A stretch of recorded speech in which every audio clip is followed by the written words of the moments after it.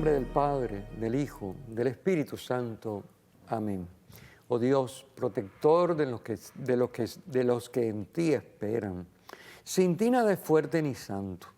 Multiplica sobre nosotros los signos de tu misericordia, para que bajo tu guía providente, de tal modo nos sirvamos de los bienes pasajeros, que podamos adherirnos a los eternos. Por nuestro Señor Jesucristo, tu Hijo, que vive y reina contigo en la unidad del Espíritu Santo y es Dios, por los siglos de los siglos. Amén. Bienvenidos a Saboreando la Palabra, hoy comentando las lecturas del domingo 17º del tiempo ordinario en el ciclo C. Y nos acompaña hoy nuestro hermano Irán Díaz. Bienvenido, Irán. Saludos, gracias por la oportunidad de estar aquí. ¿Cómo está el santuario? Está excelente y siempre invitando a que la persona que guste de la lección divina o quiera profundizar de estos temas visite el Santuario de la Providencia o cualquier otro santuario en Puerto Rico.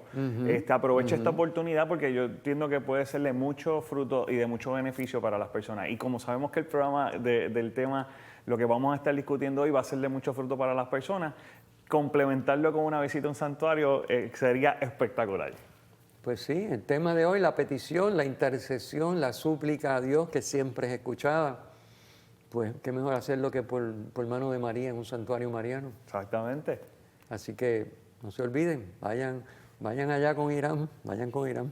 Bueno, vamos a comentar las lecturas. Tenemos en la primera lectura un texto del capítulo 18 del libro del Génesis, donde, que también es un texto conocidísimo, ante la amenaza del Señor que va a destruir a Sodoma y Gomorra por los pecados gravísimos que allí se cometen, pues Abraham intercede y vemos a Abraham negociando, un negociador allí con Dios, ¿verdad? ¿Por qué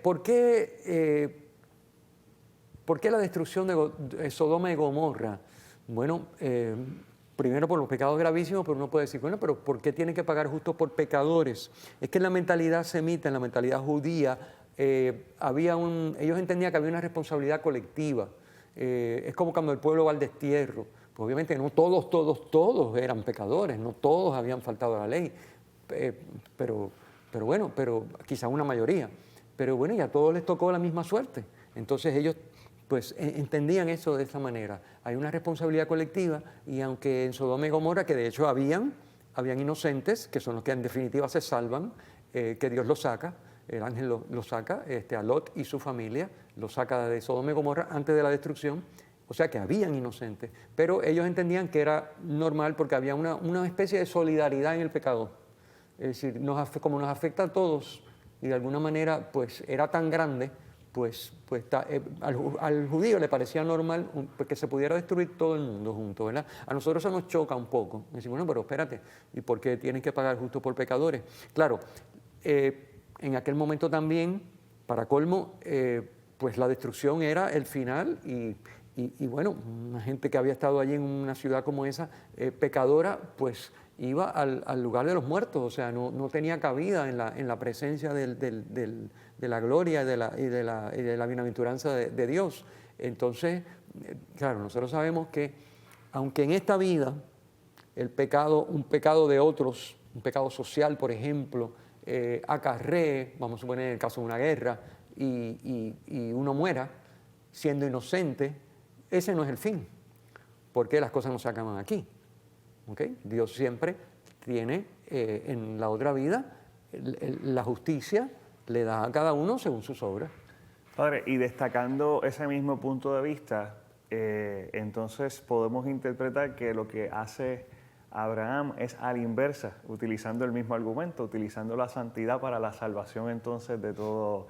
Sería un punto interesante, ¿verdad?, en ese proceso de atreverse, utilizando ese mismo argumento de que pues entonces utilizando, si hay una cantidad de justos, pues entonces la salvación también de los demás se puede dar, ¿verdad?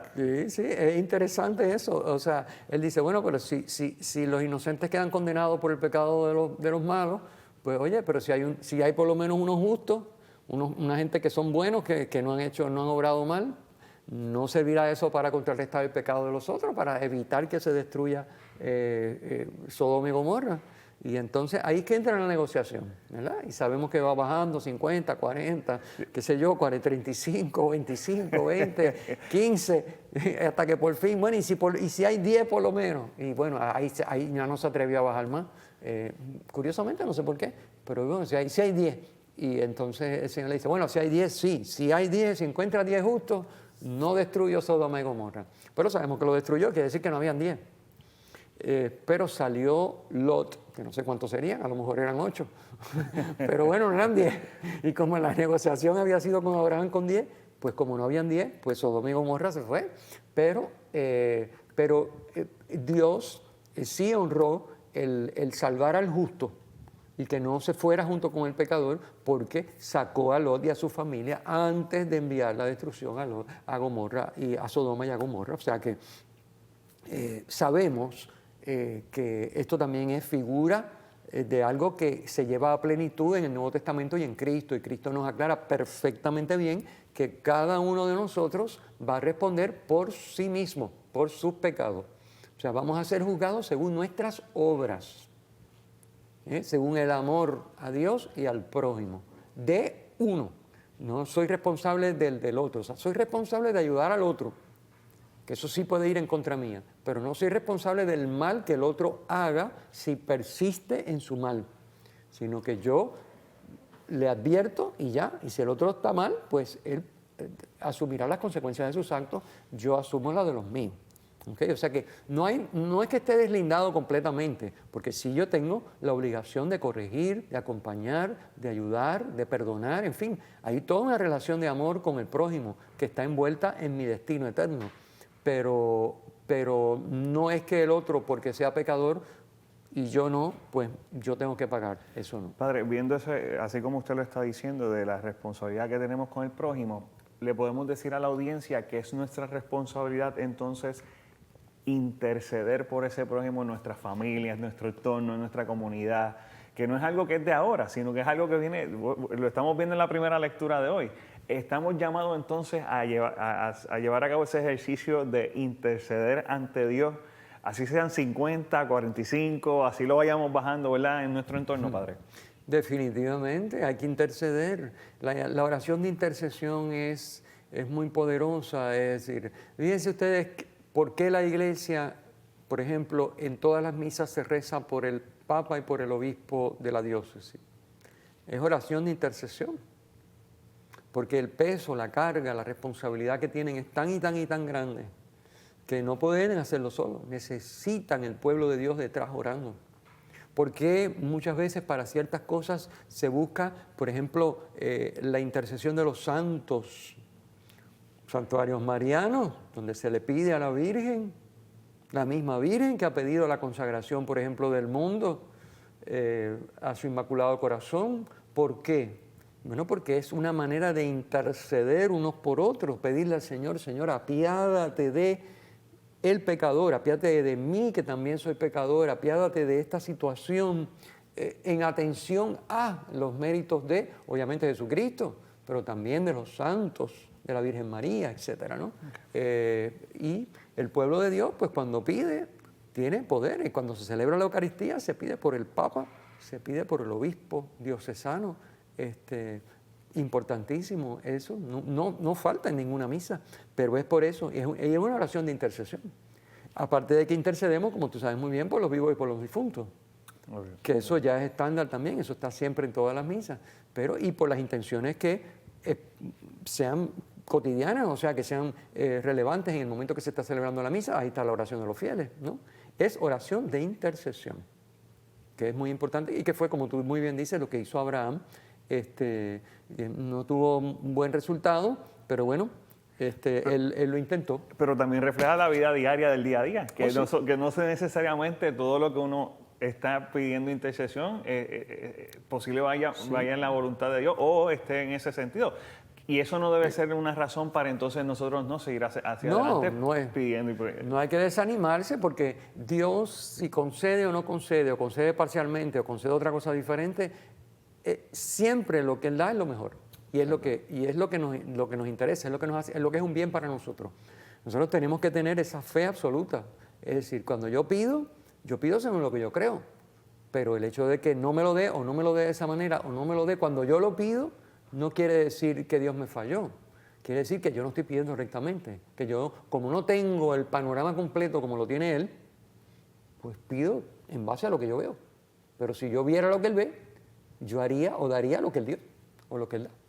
Así que esto es importante. No hay que desanimarse, no hay que desanimarse. Okay. No hay que desanimarse. Mientras nos mantengamos confiando en el Señor y haciendo lo que Él nos pide, no hay que desanimarse por nada, por nada. Él está en control. Esto es bien importante.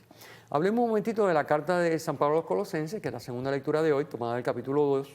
Es una lectura cortísima también. Básicamente dice que por el bautismo fuimos sepultados con Cristo y hemos resucitado con Él, por la fe en la fuerza de Dios que lo resucitó entre los muertos. Un poquito el tema que habíamos visto ya antes, cuando hablamos de Colosenses 1, si Cristo es cabeza de la iglesia y primogénito, bueno, pues entonces de la misma manera que es el primero que resucita, pues de la misma manera va a resucitar los miembros del cuerpo del cual Él es cabeza.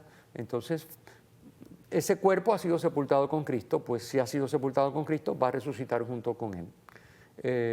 A los muertos por el pecado y la incircuncisión de la carne, Cristo cabeza nos vivifica mediante su sacrificio en la cruz, su misterio pascual, su pasión, muerte y resurrección.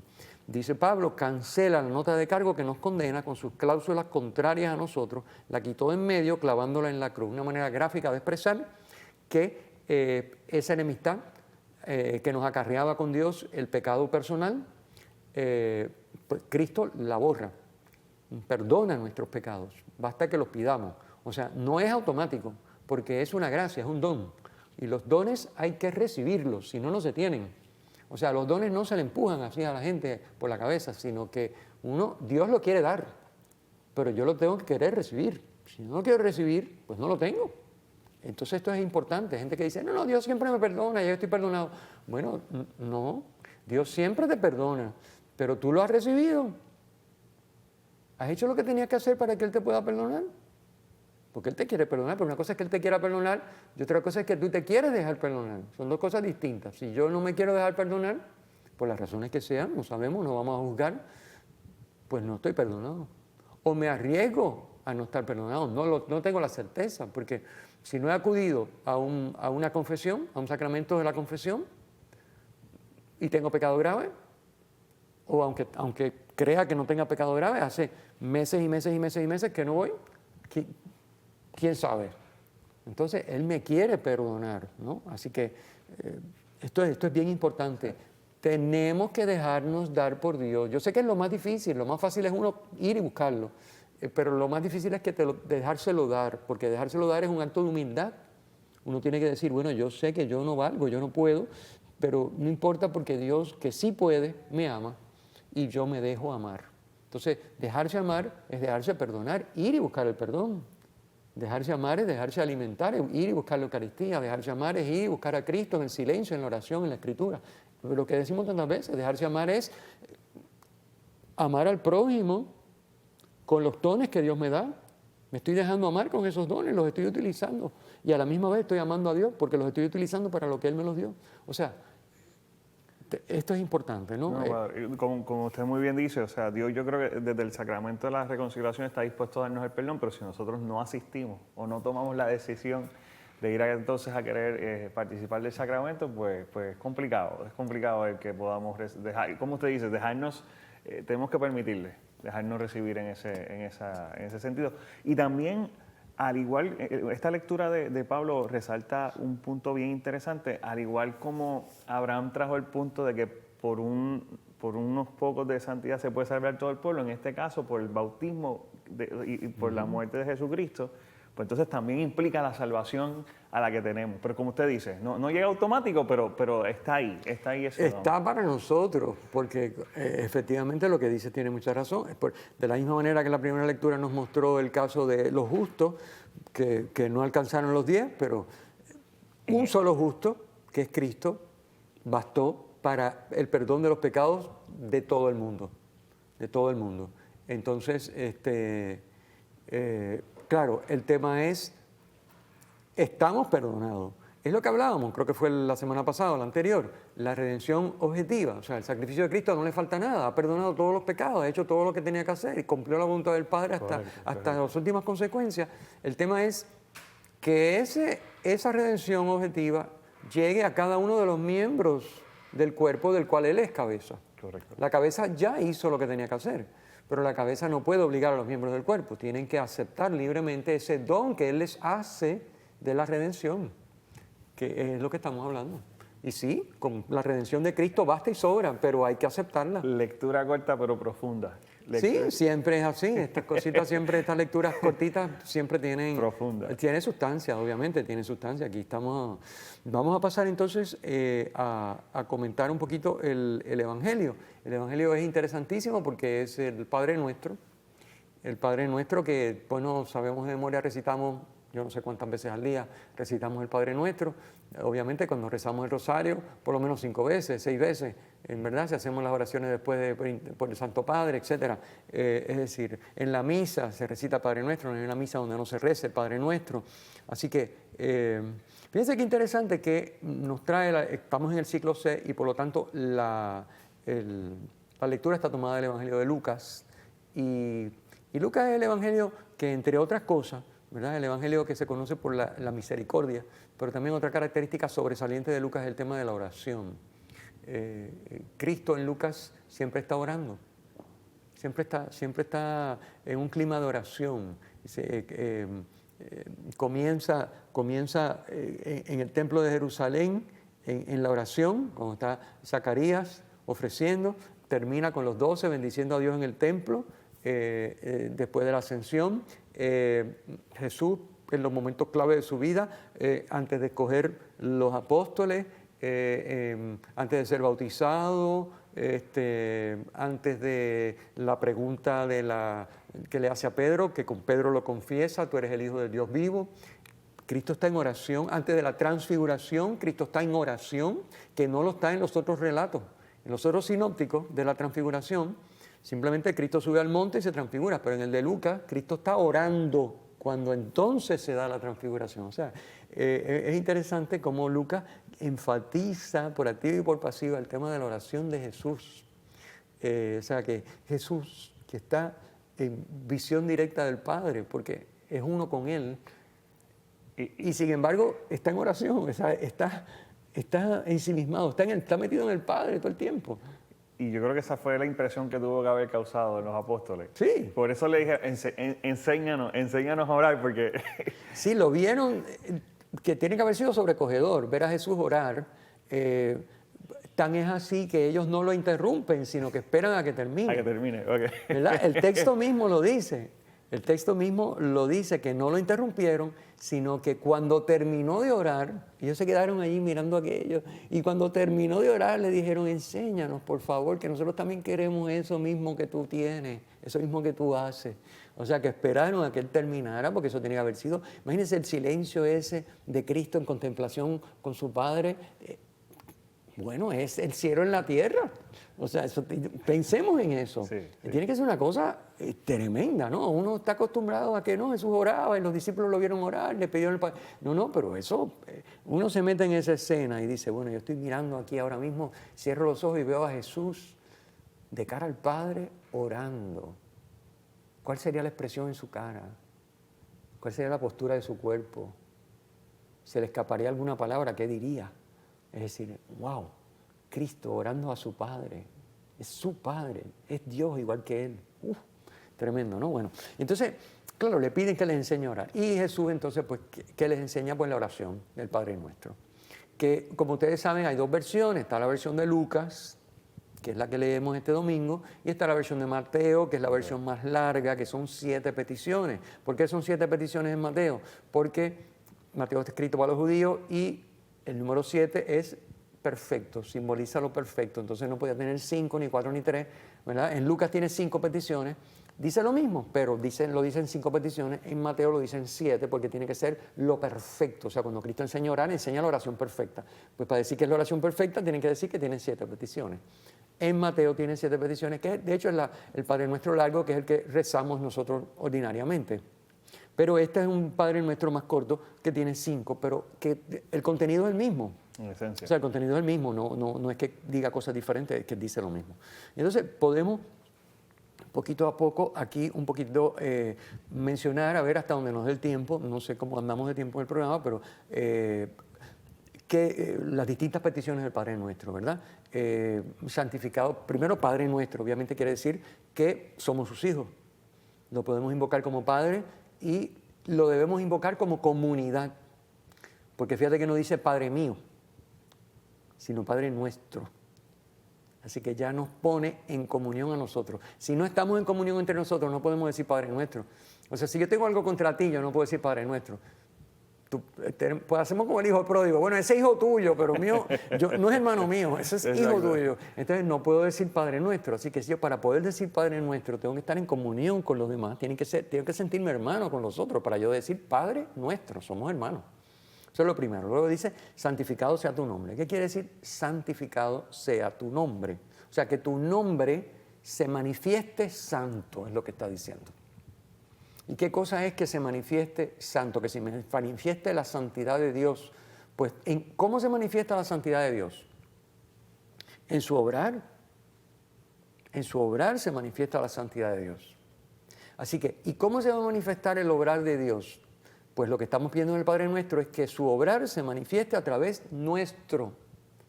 Que el que vea nuestro obrar, vea nuestra vida, diga, Dios es santo. De esa manera santificamos el nombre de Dios. Recuerden que el nombre es el ser y el obrar de la persona. Para el judío el nombre es el ser y el obrar de la persona. Así que el nombre de Dios es Dios. Así que santificado sea tu nombre quiere decir que tú te muestres, que tu santidad se muestre, que tú te muestres santo. Pero ¿cómo te vas a mostrar santo? A través nuestro, actuando en nosotros. El que nos ve a nosotros dice, Dios es santo, y santifica su nombre en la expresión judía. Bueno, entonces venga tu reino. Otra vez, son aspectos de la misma cosa, porque si estamos santificando el nombre, estamos haciendo la voluntad de Dios y se está manifestando que, o sea, si nuestras acciones son todas corresponsables, hablando en nuestro lenguaje, o sea, que son todas acciones humano-divinas, porque son voluntad de Dios cumplida por nosotros, por lo tanto la acción es de Dios y es mía. Esa acción que santifica el nombre de Dios, que hace manifiesta la santidad de Dios, hace presente su reino. Porque, o sea que donde el nombre de Dios se santifica, su reino viene. Son aspectos de la misma cosa, pero van juntos. O sea que no se puede separar. O sea, no es que yo pueda, que venga su reino y que no se santifique. No, no. Si se santifica, está viniendo el reino. Si está viniendo el reino, a ese sitio está el nombre. ¿Y qué quiere decir venir el reino? Quiere decir que Dios reine. ¿Y dónde reina Dios? Donde se cumple su voluntad. Fíjense que es la misma idea, pero dicho de otras maneras. ¿Ven? Para que es una manera de recalcar, porque estamos recalcando de dos maneras distintas, con unos matices más o menos, la misma idea, que es la idea de que la voluntad de Dios la hagamos nosotros y haciéndola, esa acción es de Dios y nuestra, manifiesta la santidad de Dios y hace presente su reino. Eso es lo que estamos diciendo. Santificado sea tu nombre, venga tu reino. Ok, ya sabemos que la de Mateo dice, hágase tu voluntad en la tierra como en el cielo, pero es que es la misma cosa, porque para que venga tu reino tiene que hacerse su voluntad, y para que se manifieste su santidad es porque estamos haciendo su voluntad y se ve en nuestra vida que Dios es santo. Otro matiz más, o sea que por eso digo, el contenido es el mismo. Y entonces pasamos a la segunda parte del Padre Nuestro, que siempre la primera parte es lo referente a Dios, la segunda parte es lo referente a nosotros, más bien. Es decir, le decimos, danos cada día nuestro pan cotidiano, dice en la versión de Lucas, danos hoy nuestro pan de cada día en Mateo. ¿Qué pan cotidiano le estamos pidiendo a Dios? Porque para poder hacer su voluntad, vivir de acuerdo con manifestar su santidad, hacer presente el reino, todas estas cosas que hemos venido diciendo, pues obviamente tenemos que estar vivos y tenemos que sostenernos en la vida. Entonces le decimos que ese sostén en la vida, quien nos lo da es Dios, dánoslo cada día. O sea, no me des lo que necesito para los próximos 20 años, sino dame cada día el pan de ese día. Eso es lo que estamos diciendo.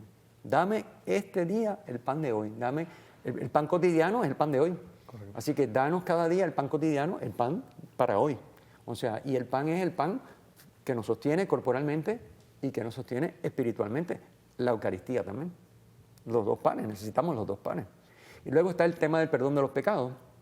Perdónanos los pecados. O sea, sosténnos en la vida, perdónanos los pecados, porque sin eso no tenemos vida, porque somos pecadores, estamos constantemente cayendo y necesitamos que tú nos perdones. Y nos perdonas porque también nosotros perdonamos. Perdónanos para que perdonemos y perdónanos porque hemos perdonado. Y es una dinámica de yo perdono, tú me perdonas y yo perdono, ¿verdad? Esto es importante porque dando es como se recibe, como dice la oración famosa de San Francisco. Y finalmente no nos dejes caer en la tentación. No nos dejes caer en la tentación, significa no dejes que la prueba supere la fuerza que hay en mí porque pues me voy a cocotar, me voy a caer y entonces voy a quedar. Así que no dejes caer en la tentación. La tentación va a estar, porque Cristo fue tentado. El asunto es que la tentación no supere las herramientas que yo tengo para vencerla. Y obviamente la primera herramienta que yo tengo para vencerla es la gracia de Dios. Y la segunda que yo tengo es mi voluntad que refuerza y apoya esa gracia que Dios me ha dado. Para yo decir, no voy a caer en la tentación, no voy a coger ese camino que me están proponiendo.